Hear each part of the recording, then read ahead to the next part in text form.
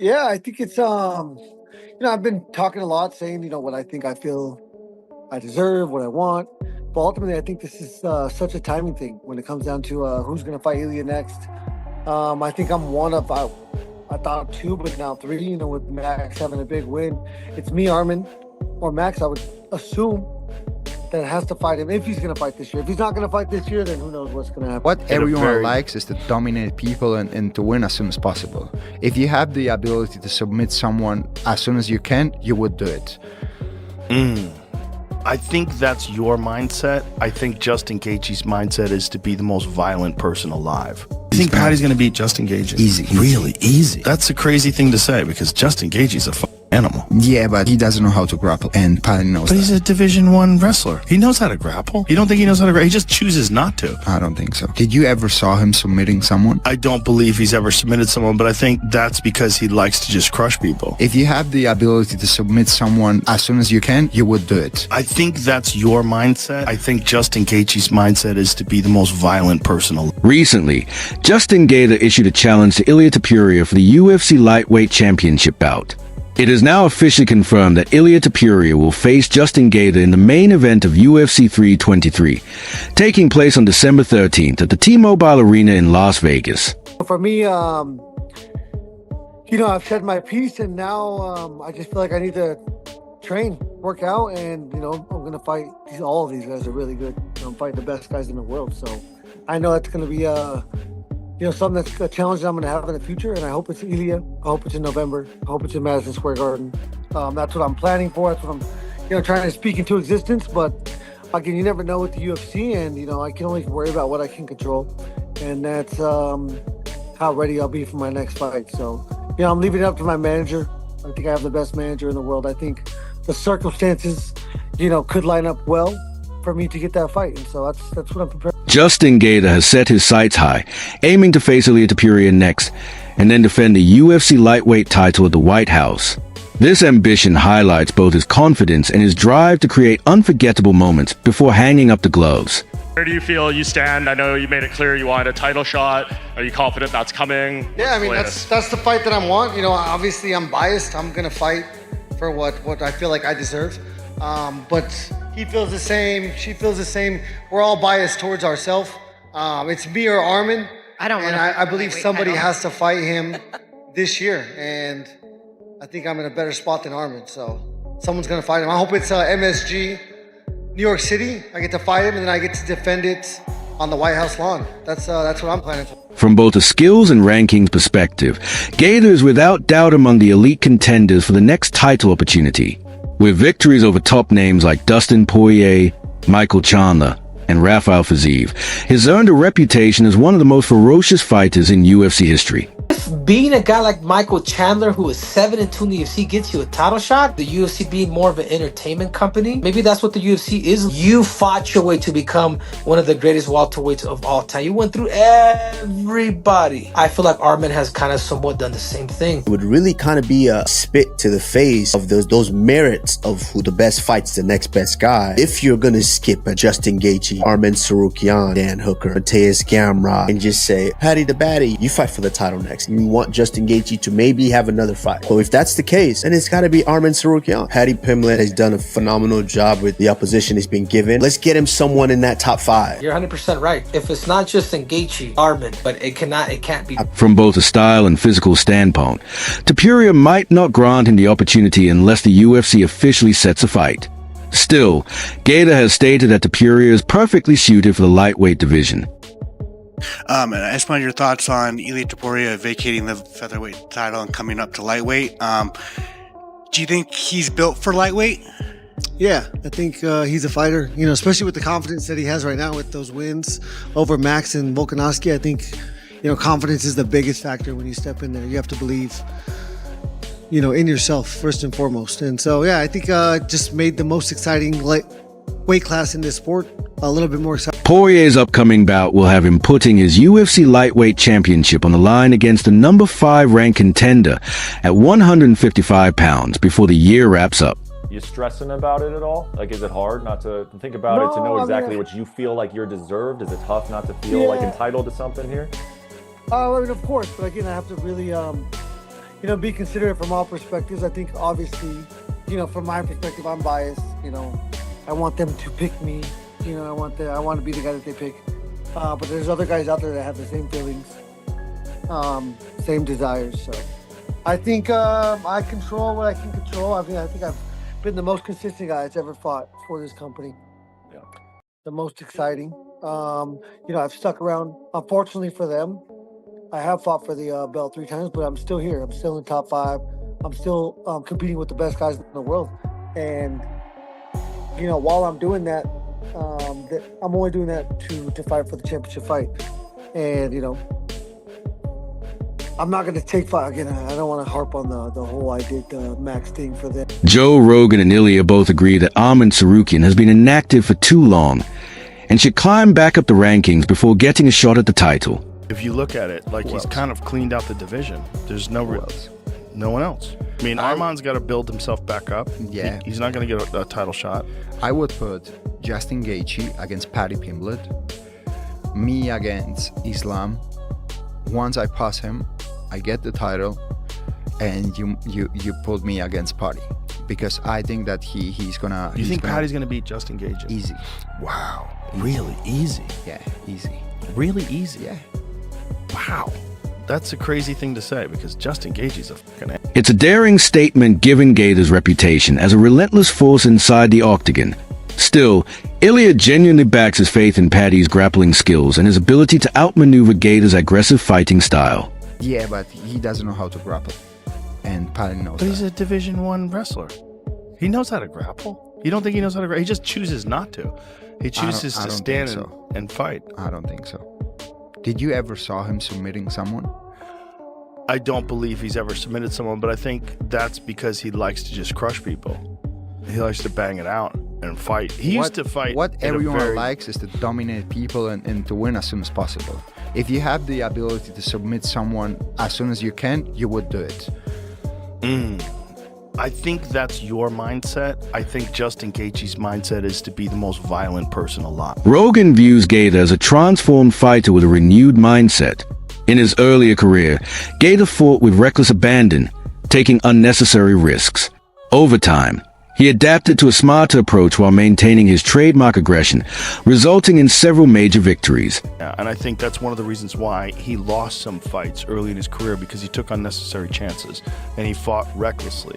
Then, as he adjusted later in his career, he fought more intelligently. He took a lot of risks still, but he was more intelligent about it. He was more intelligent about the way he approached fights. And then he started winning and beating guys.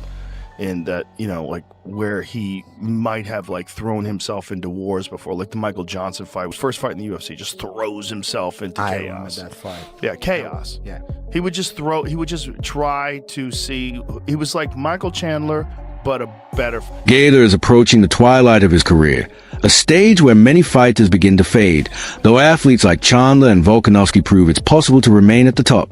While casual cannabis use might not seem significant, excessive partying and inconsistent training can severely damage a fighter's focus and physical condition. Maintaining discipline outside the octagon is just as vital as performing well inside it. You pick Justin Gaethje over Paddy? I don't say that. I do think that Michael Chandler was 38 years old with a lot of miles on him. Although he's a fucking animal, and how old is Justin Gaethje? Justin's probably 35. How old is Justin? 36, turns 37 in November. Yeah. That's when it starts to slip away. If you're natural, everything after 35, this was one of the most extraordinary things about Alexander Volkanovski. And I don't think that he's the type of guy that takes care of his body all the time, and he's very strict with his health. I think he slept more at day than at night. Oh, you think so? Did he party? I think so. I don't know. They put the camera on him on the last pay-per-view, and he looked like he was so high. Like this, high I'm not worried about. What I'm worried about is drunk, because high doesn't give you a hangover. High doesn't kill your body. Drunk kills your body. If guys are in between camps getting fat and drinking, that's never a good sign. That's a bad sign. That's because you're not just not training, you're deteriorating your body. If Justin Gaethje is just smoking a little weed, I'm not worried about that. It's not the best for Yeah, focus. he doesn't seem to be that guy that drinks a lot. No, I don't think so. Gaethje secured a victory in his most recent bout, defeating Rafael Fiziev at UFC 313 in March, earning Fight of the Night honors. Since then, the American has been outspoken about deserving the next UFC lightweight title opportunity, and now that goal is set for UFC 323. Known as a highlight, he reportedly turned down a matchup with Paddy Pimblett, instead insisting on a title shot, a demand UFC President Dana White has now fulfilled. If it happens, I will believe this is a simulation, but I beat Topuria this year, defended against Holloway on the White House lawn, and retire with the BMF and the championship belt. Yeah, that would There's be, no better way for me to write it, but I'm a little biased, like I said. that would be absolutely insane. Not everyone supports the idea of Ilia Topuria facing Paddy Pimblett next. Despite being ranked 9th in the lightweight division, Pimblett has openly expressed his desire to challenge the newly crowned champion, Topuria, for a shot at the title. This scenario would leave Justin Gaethje waiting on the sidelines. Ultimately, the decision rests in the hands of UFC President Dana White. Justin might get it, but he's also saying that he's going to retire if he doesn't get the title shot, which he could be shooting himself in the foot. I guess, what do you think of that, of him putting an ultimatum to Dana? It's never good. You never listen. I understand it 100%. I'm not saying I wouldn't do the same thing if I were him, but I think it's when you're dealing with the UFC, it's almost better to beg a little bit than to give an ultimatum like it. Paddy Pimblett earned a spot in the top 10 after TKOing former Bellator champion Michael Chandler at UFC 314 in April. Paddy the Baddie was brutally honest following his latest call-out to Topuria, admitting that other contenders were more deserving of a title shot than he is. Topuria's first lightweight title defense could be against the number 1 ranked Arman Tsarukyan, Justin Gaethje, or Pimblett, though one UFC veteran isn't a fan of the latter option. Former UFC lightweight contender Ilia Topuria hopes Pimblett doesn't get a title shot off favorable matchups. Pimblett currently holds a perfect 7-0 record in the octagon. Ilia Topuria named several potential opponents for Topuria, Gaethje, Pimblett, and Tsarukyan, but made it clear he believed Tsarukyan should get the next shot. In his view, Tsarukyan has earned it as a top contender by defeating elite competition. Yeah, I mean, I think it's Arman probably should be the most deserving. You know, he was there. You know what happened? Yeah. They kind of like making a weird deal about it. But like, I think he got injured. You know, they didn't like that. But I think if he's injured, I think he might have made the smart move for himself. Probably the UFC didn't like it too much. They probably just wanted to go in there and fight. But I think it's between the 3 of those guys, right? It's got to be maybe you match up the 2 of them real quick and say the winner gets a title shot, pump it up like that. But I don't know. It didn't seem like Dana wanted Paddy in the cage after the fight. Yeah. Ilia Topuria said that Arman Tsarukyan is firmly on the UFC's radar. Despite being out of action for quite some time, the promotion still views him as a top contender with tremendous potential, and fans are eagerly awaiting his return to the octagon. Didn't Arman make weight? Wasn't he the backup fighter? Did he make Yeah. weight?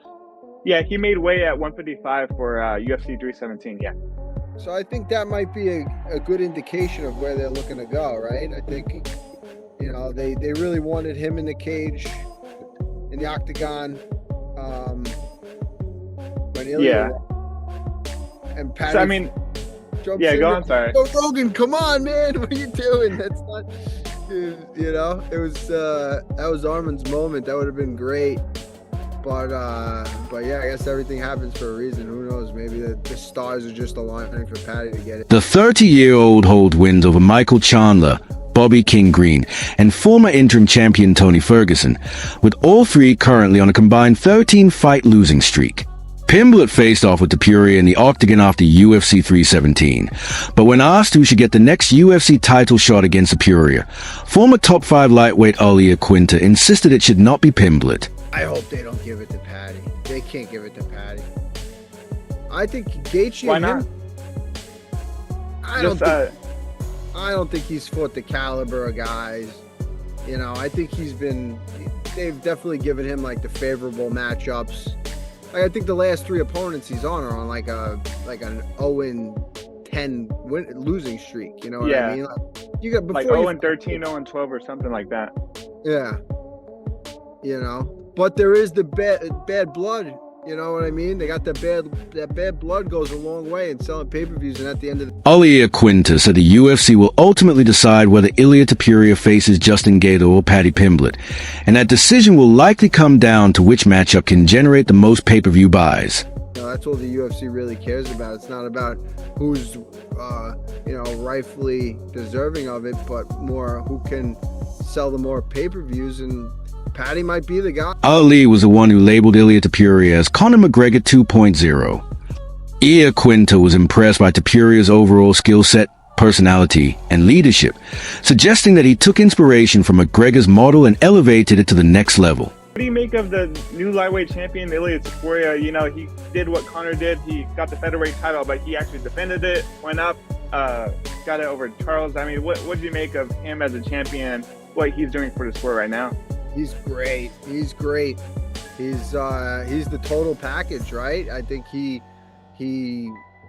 speaks well.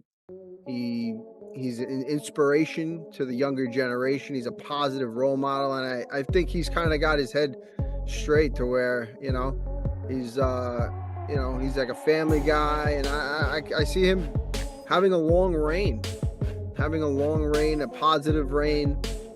And I think he's the next evolution. I think he's like Conor 2.0. He took Conor's blueprint and then just like leveled it up a notch. Ilia Quinta was straightforward in his assessment, stating that Paddy Pimblett is not yet at the level required to compete with someone of Ilia Topuria's caliber. Ilia Quinta acknowledged that while Paddy has built a large fan base and is an engaging personality, his skills inside the cage have not yet reached the elite standard at which Topuria operates. You kind of skip the line, you go right to the title shot, you might be able to get it done.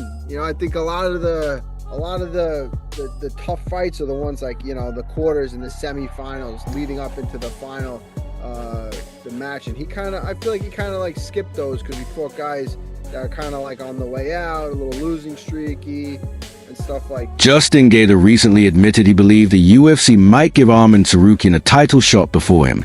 According to Gaethje, Tsarukyan deserved the opportunity because of his impressive run, and the UFC may favor him for the next big fight. I've signed up for a merit-based system. I have lived by that, and if they want to give Arman the fight, which Arman shit the bed, had the fight. I had the fight, but I took another fight for them. He had the fight and pulled out because of his backer. I mean, those are two different scenarios, and so for me to get put in the same position as him and have to fight for my spot, then no, then I'm gonna be upset about that. Then I knew that it was a mistake. I knew that it wasn't like the UFC's doing. I knew it was kind of just just kind of what was happening because of the environment. Justin Gaethje has said there's no chance he'll be fighting Arman Tsarukyan anytime soon. According to him, their styles and current circumstances don't line up for a matchup right now, so fans shouldn't expect that fight in the near future. Like pointing at both of us two, saying he was trying to get us in a frame together. So as Paddy and him are in there, they're trying to put me and Arman in a frame, and I was like, you get that camera away from me. You wish that you were gonna do this right now. Like go yourself. Yeah, and I mean, so it's just the directors, everyone's trying to make a show. It's again, I thought it was 100% merit based, but it's completely not 100% that, and I'm okay with that, and I get it. And luckily, I fight so excitingly that it transfers over to being a merit based and performance and entertainment. I'm perfect other than on the microphone. Outside that, Meanwhile, Arman Tsarukyan holds an impressive 9-1 record in the UFC lightweight division since losing his debut to Islam Makhachev. He earned a title shot after back-to-back wins over former champion Charles Oliveira and former top 3 contender Beneil Dariush. However, Tsarukyan ultimately withdrew from his first title opportunity against Makhachev at UFC 311, pulling out of the main event due to a back injury just before the weigh-ins. UFC CEO Dana White ruled out an immediate title fight for Tsarukyan, saying he needed to compete again first. Arman is probably the most deserving. Ilia Quinta said of Tsarukyan's place in the title conversation. Ia Quinta also pointed out that Tsarukia made championship weight as a backup fighter for Ilia Topuria versus Charles Oliveira at UFC 317, a move that may have earned him favor with the promotion. In a recent vlog from his trip to Las Vegas, Paddy Pimblett spoke about both Gaethje and Dan Hooker. As I always say, I've got nothing but respect for Justin, but I keep seeing him in interviews saying he doesn't want to fight me. I think the only fight to make is me and Ilia. I saw Dan Hooker talking smack the other day as well. I used to like Dan Hooker, now he can eat it. When that cage door closes, every second will matter. Every strike could end